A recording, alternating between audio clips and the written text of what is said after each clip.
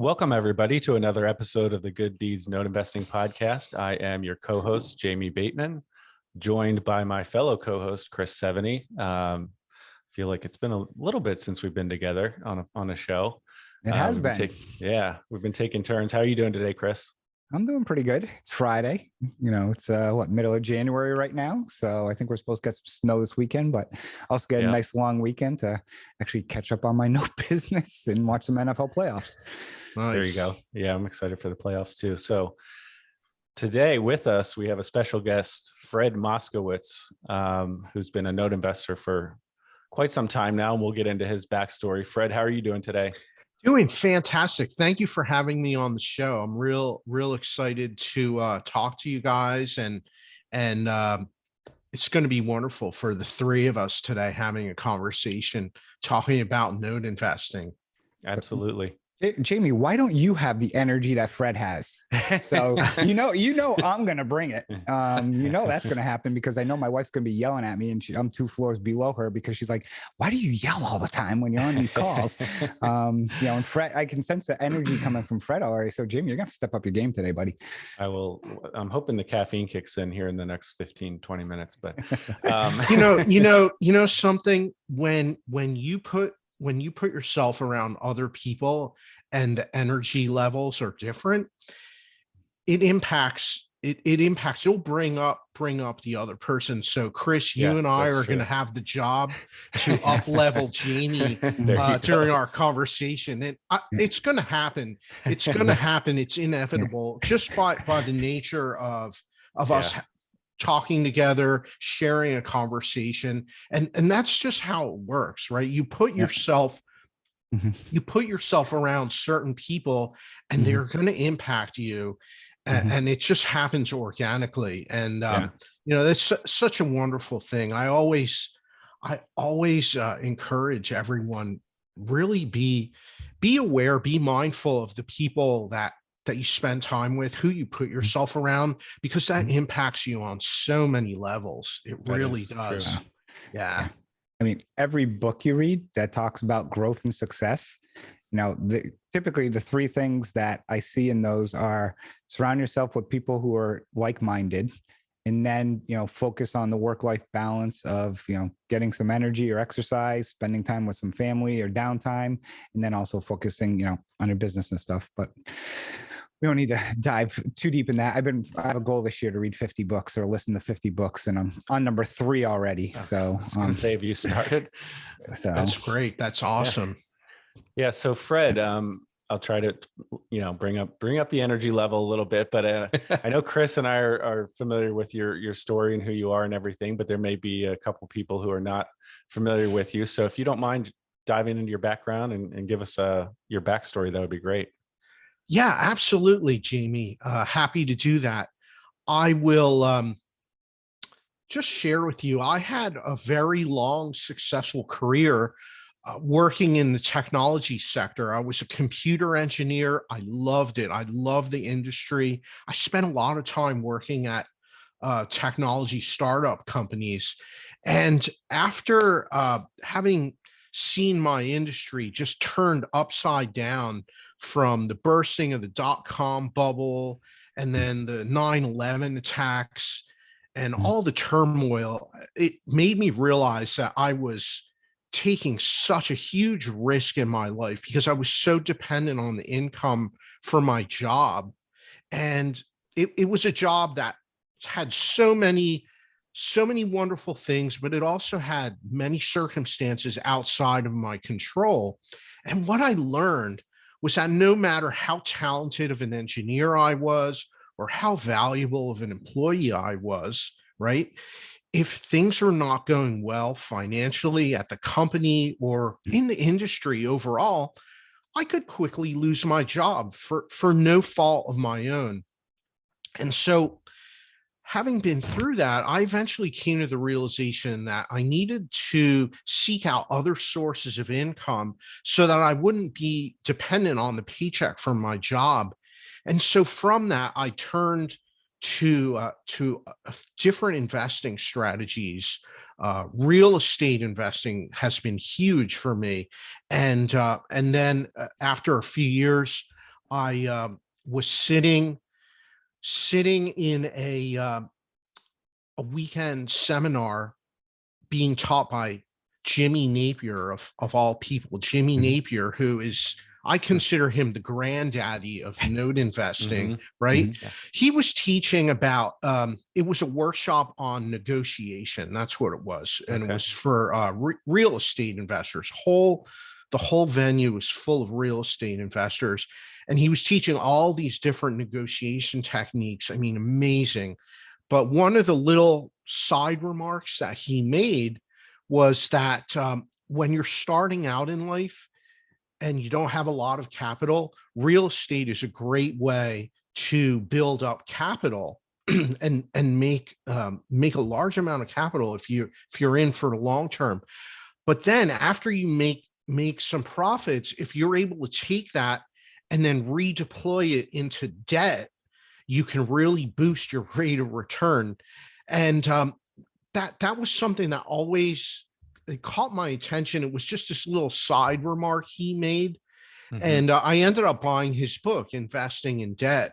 And I got super interested in note investing. And it wasn't until a number of years later where I had the right relationships where I could really get involved and purchase my first few assets. And that's how I got involved in note investing. And it's been a wonderful journey for me.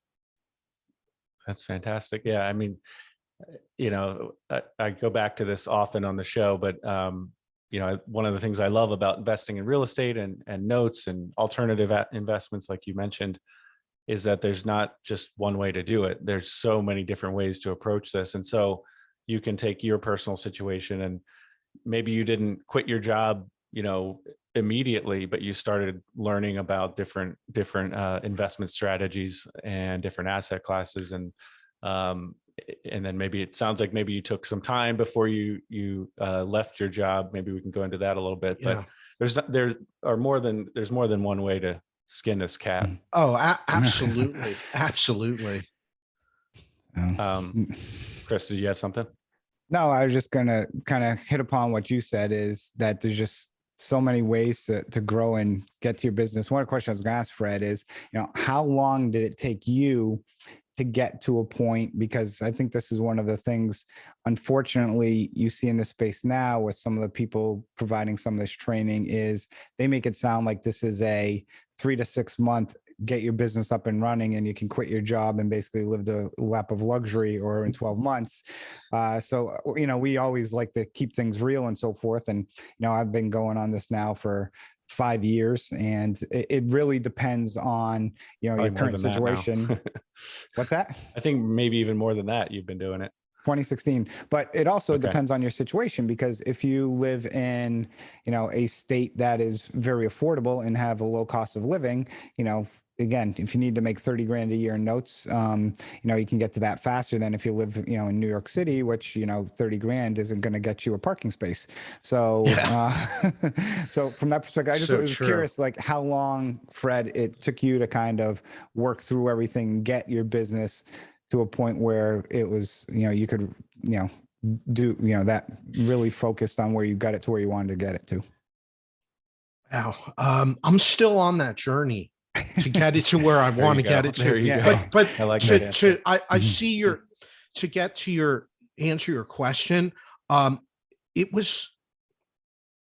did both, right? I was working in my engineering job and doing investing. I would say like 15 years where I was doing both. And so I love, as I said before, I loved being an engineer. I loved what I was doing, but I also liked generating income from my investments. So I had both. And I just discovered some different interesting things. Like when you own real estate, you own rental property long-term, right? And you have those tax benefits that are being thrown off from the real estate. And then you turn around and you're at your W-2 job. And then each year you're getting dropped into a lower tax bracket. Like I was seeing this happen. I was like, wow, this is such a super powerful combination. And I did that for quite a long time. I mean, the beauty of investing is you can, like you said earlier, there's no specific way you have to do it. So the right way to do it is the way that fits into your life, your lifestyle, and what your goals and objectives are. And there's no right or wrong answer, but it is not realistic to think that you're just going to jump into real estate, jump into note investing, and then all of a sudden have all this income just coming in. It's a long road. So I always encourage everyone, go into it with a long-term mindset, a long-term perspective, because that is what's going to set you up for success. The road is bumpy, right? if there's peaks and valleys all along the way, and having the persistence and perseverance to make it through is what's going to set you up for success. Yeah. It just sucks when you have that blizzard coming down on that road when you're going down the mountain and the brakes aren't working, because you'll have those adventures as well as part of this business. And that's absolutely, and that's what's great about this business too. It's not, it's not monotonous, in any way, shape, or form. Every note or every real estate investment clearly has its own story. And for a lot of the ones, I don't know if it's just me, but a lot of ones I have, these are stories that if I had a fictional writer write stories, they couldn't write them as good as some of these notes that I've been through. And I'm sure you've been in the business in real estate long enough. You've had some of these as well. Yeah, absolutely. There are so many interesting situations that come up, or a deal that you get involved with, which goes south, and maybe you set it off to the side for a while and then come back to it later, and circumstances change and things are very different. And then you have an opportunity to turn it around. Or other times you get involved in some kind of a whether it's a note deal or real estate deal, where there's huge problems, but you have the skills and abilities and knowledge to solve those problems. And let's face it, we live in America, right? And my philosophy is this, that with enough time and enough money, you can fix any problem. I mean, you really can. You just have to have the foresight to see through that blizzard that's coming at you as you're going up the hill, and have a plan, have a strategy, and have the right people around you supporting you. And that's what's going to set you up for success. Yeah, that's one of the I was just going to quickly say, one of the analogies that Brandon Turner on Bigger Pockets, the podcast, I guess he's taking a long break, I guess now, but he uses the analogy that when you're, a lot of times investing is like driving in a fog, and you don't necessarily need to see the entire path, right? You didn't know where you'd be, now 15 years ago. So, but then there are times where it opens up and you're like, okay, I can see for the next 6 months how this is going to go, or something like that. So were you going to add on something, Chris? I was going to just ask Fred to share one of these crazy stories. Yeah, me too. Yeah, absolutely. Jamie, I love what you just said about the fog, that analogy, because sometimes all you need is just a little bit of light, so that all you can see is the step in front of you, the next step you're going to take. And that's it. Yeah. You can't see 10 steps ahead, but you can only need to see one, and that's it. And you take one step, and that's all you need. That's all you need. Yeah, absolutely. Absolutely.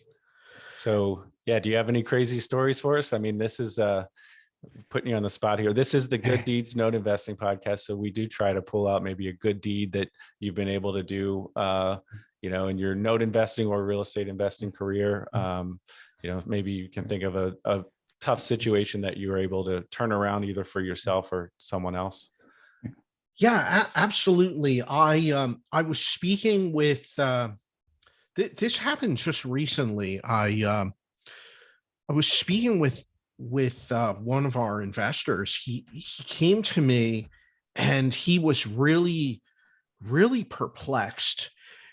Here's this guy that was a super successful business owner. He's crushing it in his business, right? And he's been an entrepreneur, and he has a young family, and he never really had a traditional job. And so because of that circumstance, he never had any retirement plan or retirement account set up. And he came to me, said, Fred, can you help me? I don't even know where to start. And so we spent a lot of time. We talked, we went over some different strategies, different ideas. And I helped him. I really helped him have a vision and just put together what he wanted to do, what possibilities there are. He knew he wanted to get involved in real estate. He wanted to get involved in notes, but he was so focused on his business, he doesn't have time for being hands-on at all. So for him, passive investments options were the best way to go. And so we talked about that and just explored different opportunities, different possibilities for him.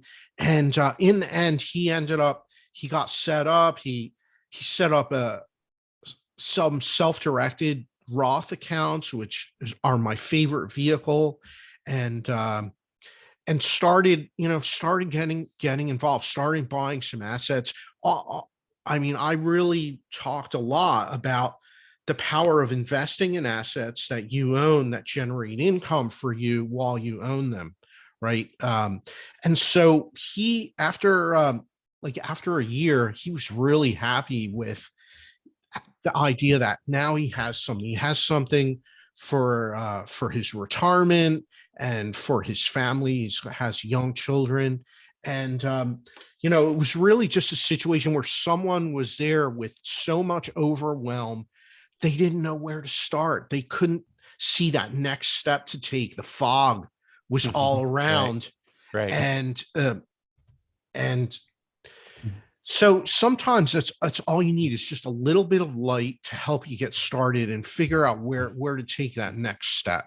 Yeah, I think we're so in this world of note investing and self-directed IRAs and everything. We just assume, oh, everybody knows about this. Sometimes, it's easy to assume that. No, that's so true. That's so true, Jamie. And I'm sure you and Chris come across this all the time. You talk to people, you talk to investors where all they know about investing is the 401k plan they have at work, and the half dozen or so options to choose from, and that's it. That's all they know about. Right. And then maybe they heard about crypto and Bitcoin and some other things, but they don't know where to get started with that. Sure. But really, it's it's all about spreading ideas, right? Yeah. I love what you guys are doing with your podcast because it reaches such a diverse audience. And for anyone that's looking to learn about note investing, learn about investing in hard assets, podcasts are a wonderful medium to do that from. Yeah, absolutely. It's so powerful. I wanted to jump back, and it's interesting because you mentioned, working during dot-com boom, and I'm guessing the three of us are all pretty much around the same age because I went to an engineering school, had a lot of engineers who were the same thing, double ECS majors. And, that whole dot-com era of they were working for these companies and they'd have stock options that would blow up to, huge money when you're coming out of college, and then they end up being in nothing. But what I found fascinating is, I know what I would consider a lot of successful people I went to school with, where their spouse, they make six figures and so forth, and they live comfortably and stuff. But from an investment standpoint, I think we come from a time where we were raised. It's like, okay, you run your 9 to 5, go to work, get a good job, get a good education, and kind of the 40-40-40 rule, 40 hours a week for 40 years to get 40% of your income at the end of the day. And now it's shifted, and it took me, about 10 years ago when I realized, hey, look, that single 401k and stuff is not going to cut it. And I have a lot of friends right now I talk to that, and buddies from college, and they are finally starting to realize as they get into their mid to late 40s, like, damn, like, I don't want to do that. I need to find something else and stuff. And they hear like what I'm doing and other investors in real estate or other ventures, and it's amazing how quickly it like sets their light bulb off that they just didn't even know, about all this stuff existing. And it's fascinating how the media and just everything just pushes Wall Street 401k, put your money in, and like you said, take your 6 Vanguard options you have, and that's it. In this whole other realm of self-directed IRAs and Roths and solo 401ks blew my mind when I found out about it. Yeah, Chris, that's so true. And it's so important. That having a 401k, if that's available to you at your employer, great. Participate in that, get the matching, like take advantage of that. However, don't let that be the only thing you do, right? Let that be a piece of your overall plan, but have some other strategies. Right. I feel very strongly that everyone should own investment real estate in some form, right? Whether you're actively managing it and operating it, great. If that's what you like, maybe that's not for you. Well, there's passive investment options that you can do, that someone else is managing and operating it, but participate in it, because our government through the tax code, they incentivize basically 2 things. If you look at the tax code, the IRS incentivizes two activities for all Americans, which is owning rental real estate and being a small business owner. And if you do either of those 2 things, there's huge tax benefits that are extended to you. And so find out how to take advantage of that and do it in a way that fits in to your life, right? As I said before, whether you want to be a passive investor or an active investor, and that goes for real estate, for notes, anything. If you love the asset class of notes, which I certainly do, right? You can get involved in it. You can own notes. You can be active in the business, or maybe you don't have time to be active in the business. So maybe you invest in a note fund where there is professional management and operation of that investment for you, but you still benefit. You have exposure to the asset class, and you increase the consistency of the income and returns into your investment portfolio. And I think that's so powerful. Yeah, I love the kind of pragmatic approach you take, as far as meeting the individual where they are and assessing their situation, as opposed to just, here's the one size fits all answer for you, or for everyone, I guess. But yeah, for some reason, certain, things get so controversial, and that's a whole rabbit hole. But, as far as, oh, you shouldn't invest in stocks, or you shouldn't do your 401k, or the opposite, you shouldn't invest, real estate's risky. It's like, you can't make these blanket statements without understanding the person's situation, their goals, their own, how much knowledge they have. But I love the fact that you're encouraging people to take ownership and get educated, and, be open to other possibilities that might meet their personal situation and their goals. I was going to ask Fred, what we haven't really touched on kind of what your business looks like right now. What's your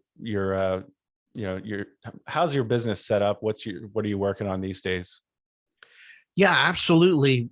Always working on interesting things. I manage a note fund, and that's my main focus.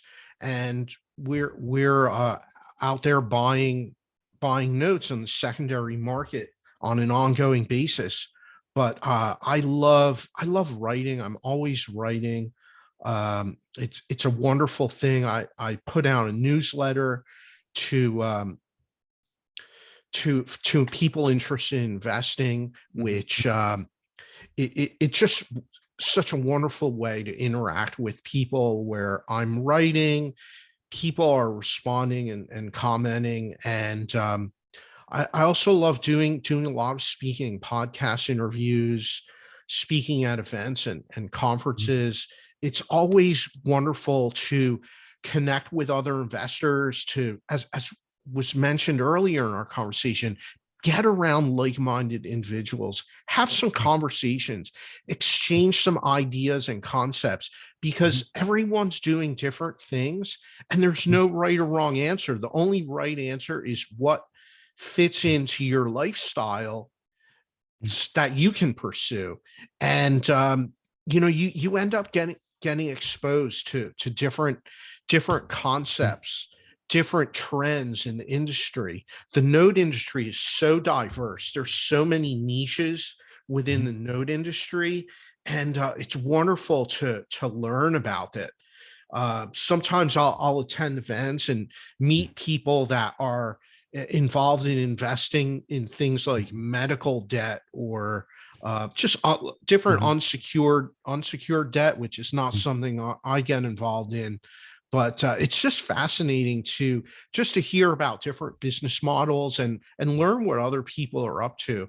And there's always different business cycles. Like in for what we do in residential space, there's definitely a cycle, right? The price of assets has just been going up and up, and more demand.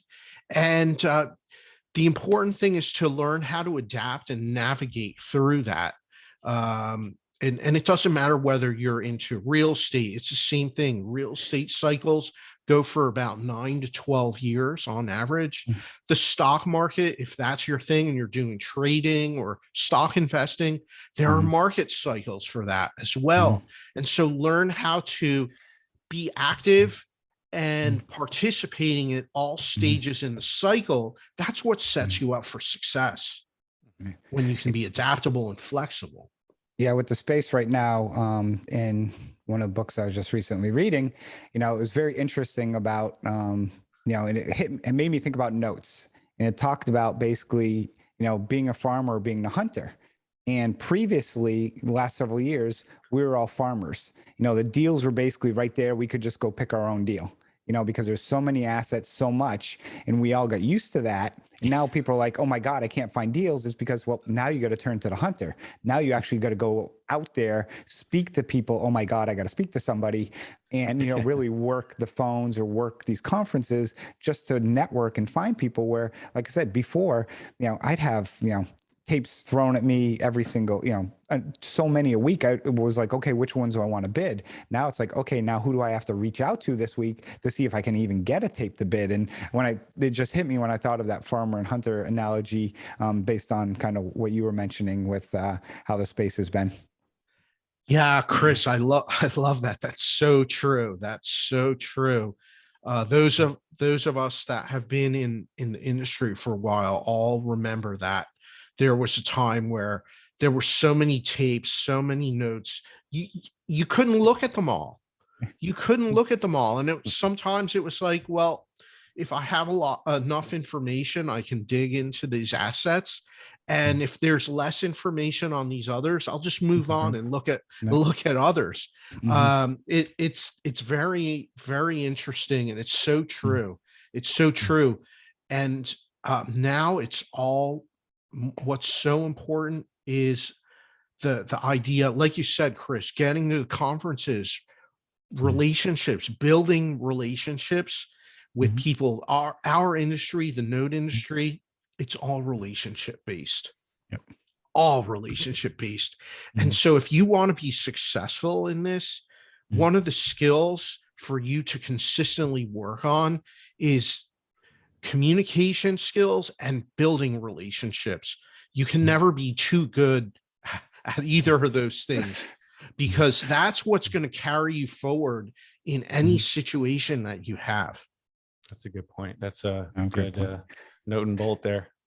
So you mentioned you love to write. So I would like to talk about, you recently did publish a book, out there and so forth. Why don't you, I'd like to talk about that for a few minutes. Tell us a little bit about again, I know it sounds like your passion is writing, and what got you to write a book and the thought process behind it, and tell us a little bit about it. Yeah, absolutely. So I released my book. It's 1 year ago. 1 year ago it Wow. came out. Yeah, it went by super fast. Yeah. What's the name of it? What's the name of the book? It's called The Little Green Book of Note Investing.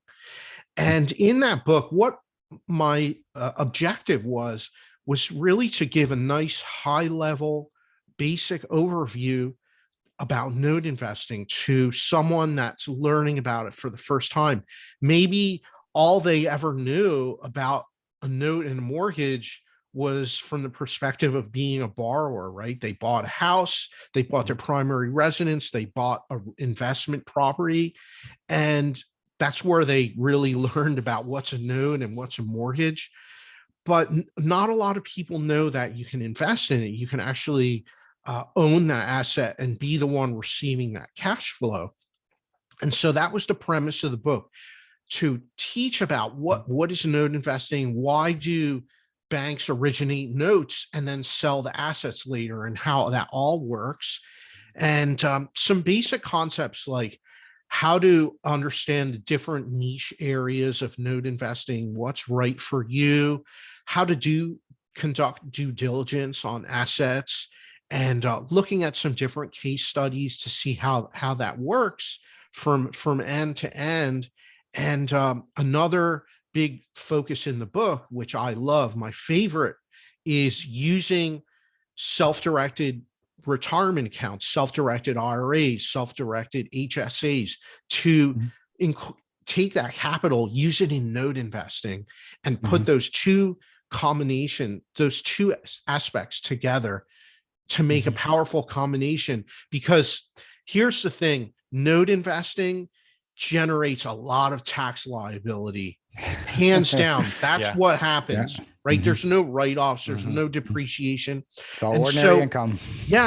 And so if you combine that with the tax advantages of a self-directed Roth IRA, for instance, or a self-directed HSA, and do your note investing with that capital, and you don't have taxes at the same level, it's super powerful.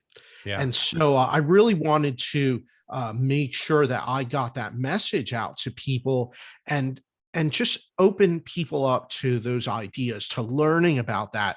Someone may say, oh, wow, I had no idea that I could use my retirement account capital and use that to buy notes or to buy real estate. Yeah, absolutely, you can. There's so many strategies and concepts, and I love exposing people to those, and just opening up your eyes to the possibilities. Yeah, I love that. It's something that, I explain a lot to people, because most investors that I work with, they got two buckets of money. They have retirement funds and they have non-retirement funds. And, when they ask me about it, I'm honest with them and say, use your retirement funds for note investing, or, in investing, because of the fact that, you don't get the capture, if you use your regular money, buy a hard asset or invest in a hard asset, because you get the depreciation and the tax benefits, compared to with a note, it's interest, it's ordinary income. So you would rather, most of these people in the, 30, I don't even know what top tax bracket is, and 37% bracket or whatever it is. That's it's just, if you took $100,000 and ran it each way, it's probably a few $1,000s from, depending on what investment, where the money came from, if you made the same amount on each investment. And then how does that compound over 10, 20, 25 years? That's where, it's a couple $1,000s, but when you have that compounding, the impact is massive. Yeah, absolutely. So how much work was the book to write, and would you do it again? Yeah, I absolutely would. It was a lot of work. It was a lot of work for sure. And I think about it, it's like running a marathon. The best way to approach it is carve out a little bit of time each day for writing. You're not going to sit down for 10 hours and just be cranking out material. It won't happen that way.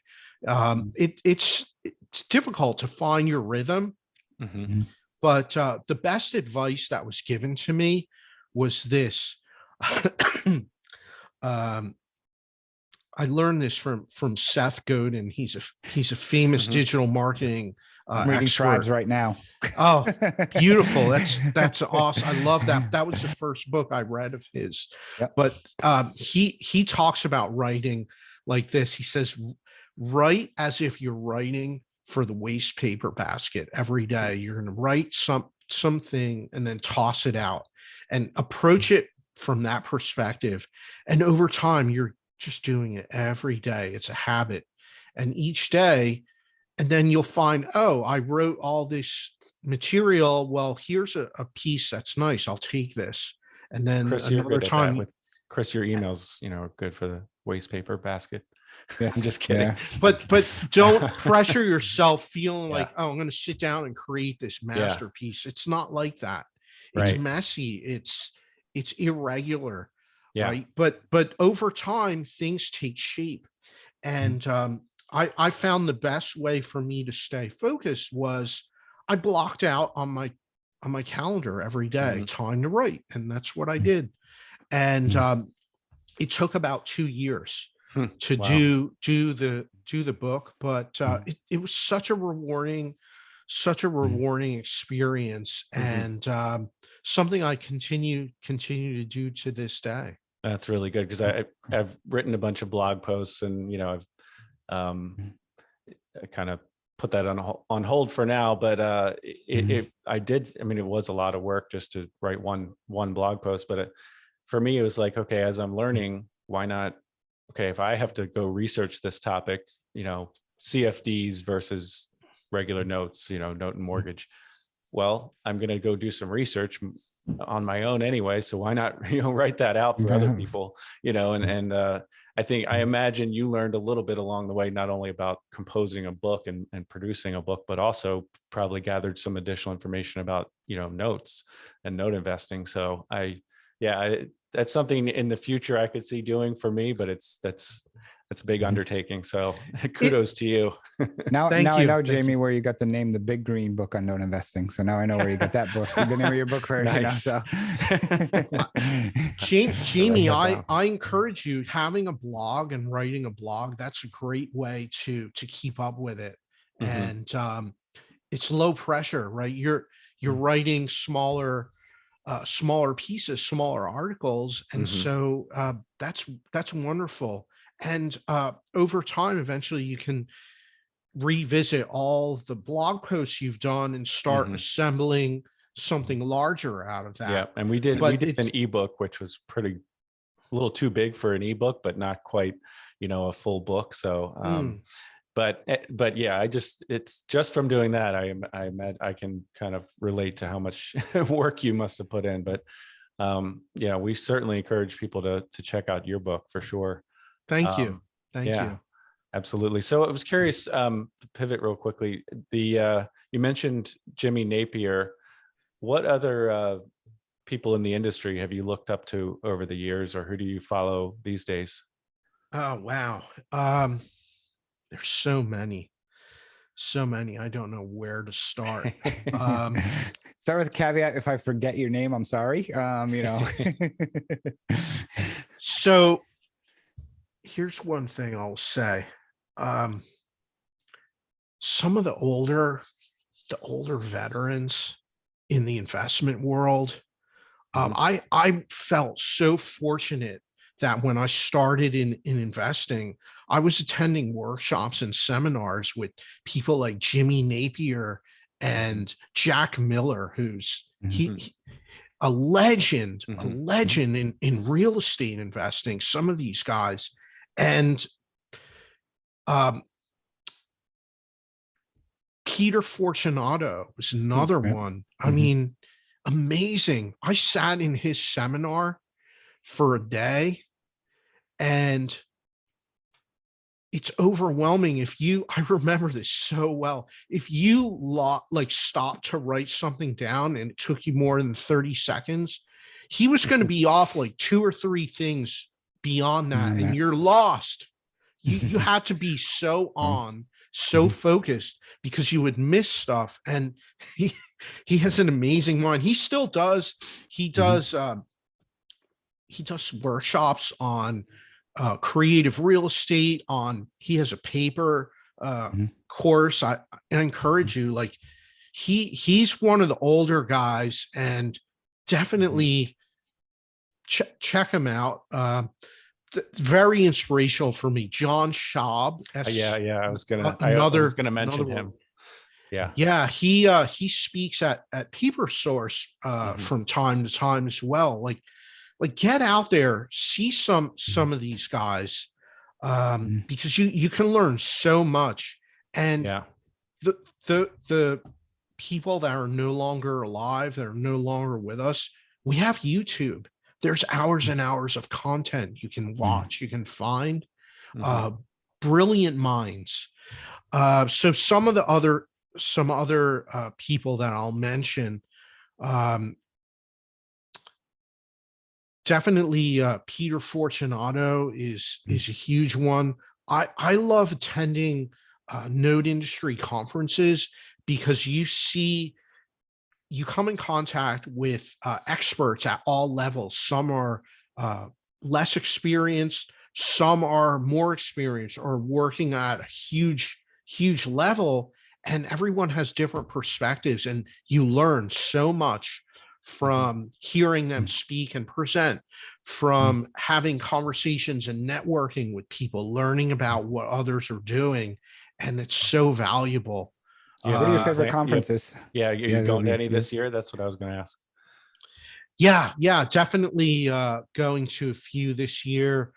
Still firming up schedules, and we'll see. It's a little crazy with live events. It has been. I saw that it looks like Distress Mortgage Expo is moving full ahead, and so is Paper Source. So those are always good events, and really looking forward to that this year. Good. Yeah. It's good to get back into live events, actually, because, the last few years, of course, we haven't been able to, based on what's going on in the world, really experience the live events. So it will be, interesting just to see people again. Yeah, absolutely. I think everyone's looking forward to that. Yeah. Chris, you're still planning on the DME and then IMN? Yeah, and actually, as part of my membership group, I had a call last night, and the discussion was about renting a bus to go from one to the other, and based off of the hotel cost for IMN, the joke is we should just rent an Airbnb mansion somewhere nearby and stuff, because the hotel's like $600 a night or something for IMN based on where they've got it. So we were joking about that last night. Well, you can be our designated bus driver, right? So I joked. I said, "Hey, I used to drive a motorhome. My parents had one and stuff. So, I wear many hats, as you know." Yes, you do. Well, Fred, this has been fantastic. Do you have any? We usually like to leave our audience. You've already dropped a lot of notes and bolts, but is there anything that comes to mind you want to throw in there for our node investor listeners, as far as a nugget that they could take away from this episode? Yes, thank you, Jamie. Yeah, I'd love to. I want to encourage everyone to be mindful about taking action. And if you're listening to this podcast, you are taking action. You're taking and making a conscious decision to listen to the podcast. I want to congratulate you for doing that, for furthering your education, learning about investing, growing your knowledge and your skills, because a lot of people don't end up taking action. They talk about doing it, and you see this all the time. People want more. They dream about more, but they make excuses. They blame the president. They blame the economy, and they don't take action. They just sit there in that mindset. They don't take action, but you did. And congratulations for doing that. Keep on doing that. keep on learning, keep on growing your skills and developing them, and get out there, go to conferences, go to events, build those relationships, and look forward to meeting some of you in person in the future. That's great. Okay. How can people reach out to you other than at conferences? Yeah, absolutely. The best way to reach out to me, can visit my website, which is fredmoskowitz.com. Or if you'd like an easier spelling for that, you can go to giftfromfred.com, and certainly check out my book. It's The Little Green Book of Note Investing, available on Amazon. And I want to thank you both, Jamie and Chris, for having me on the program today. This has been such a wonderful conversation, and it's been great just sharing and talking about ideas and concepts, which I always love doing. Thank you. Yeah, absolutely. Thank you. Chris, you want to take us out? Well, thank you everyone for joining us on this episode of the Good Deeds Noting Investing podcast. As always, make sure to leave us a review on your favorite listening station and go out and do some good deeds. Take care.